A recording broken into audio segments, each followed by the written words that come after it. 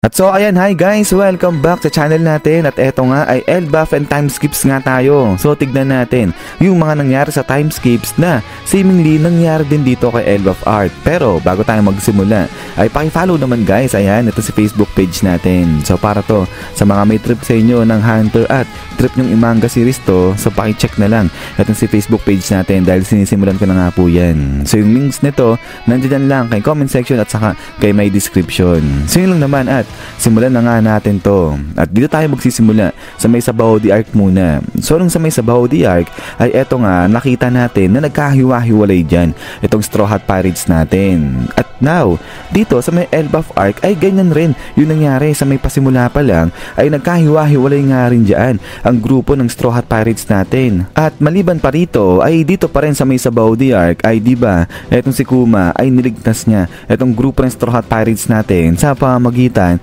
ng paghiwa-hiwalay sa kanila. So back then, akala natin kalaban etong si Kuma dahil nga rin sa ganyang ginawa niya yung pinaghiwa-hiwalay niya etong Straw Hat Pirates natin. Pero hindi, ginawa pala yan ni Kuma para tulungan na makatakas dyan at makasurvive etong grupo ng Straw Hat Pirates natin sa kamay ng mga marines nila Kizaru. But then ay sa may Egghead Island at saka pati na rin sa pasimula ng Elbaf Ark ay nakita nga natin na tuluyang nailigtas ng grupo ng Straw Hat Pirates natin etong si Kuma at saka pati na rin etong si Bonnie. So ito maganda kasi kung matatandaan niyo, etong si Bonnie di ba nailigtas niya rin si Zoro during ng sa may Sabaw the Ark. So dito baligtad naman etong grupo ng Straw Hat Pirates natin, sila yung tumulong sa mag-ama na to. At then ay pagkatapos dito sa may Sabaw ay dito na nga naganap yung 2 years na time skip. At during ng time skip na to ay napunta etong si Luffy dyan sa may Amazon Lily. At dito na nga yung time na kung saan nakilala niya at na-encounter etong si Boa Hancock. So bago makilala ni Luffy etong si Boa Hancock, wala pang sakit etong si Boa Hancock dyan. Pero nung makilala ni Boa etong si Luffy ay dito na nagkaroon ng sakit etong si Boa Hancock na tinatawag na love sickness. At etong love sickness na to sinasabi parang sumpayan dahil lahat ng empress ng Kuja tribe ay nagkakaroon ng ganyang sakit. So kaya nga pinagbabawal hanggat maaari ni Elder Nayon na yung mga empress ng Kuja tribe wag silang ma-in love dahil kapag na-in love sila ay dito na nga pumapasok ay ang love sickness na yan. So parang ang sumpayan. At now ay dito naman sa may Elbaf Ark ay it so happen na nakilala ni Luffy etong si Loki na tinatawag rin naman na Accursed Prince. So ibig sabihin Accursed Prince nasa ilalim ng sumpa etong si Prince Loki. So kung matatandaan nyo nga habang kinukwento ng mga higante etong si Prince Loki kala Frankie ay ang tawag nila dito kay Prince Loki Accursed Prince.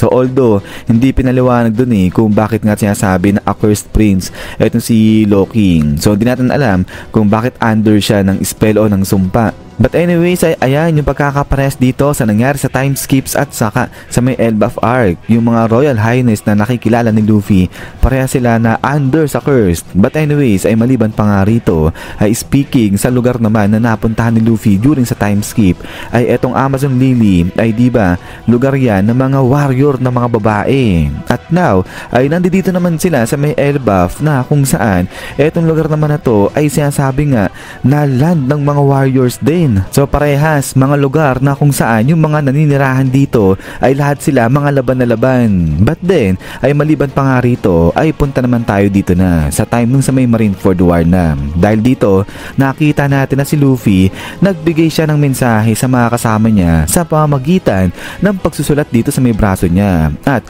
naikalat ito sa pamamagitan ng sa dyaryo rin. At now dito sa may Elbaf Ark naman nakita natin na etong si Luffy nga bigla nagkaroon din ng marka dyan sa braso niya na seemingly meron din siyang gustong mensahe na iparating sa mga kasamahan niya.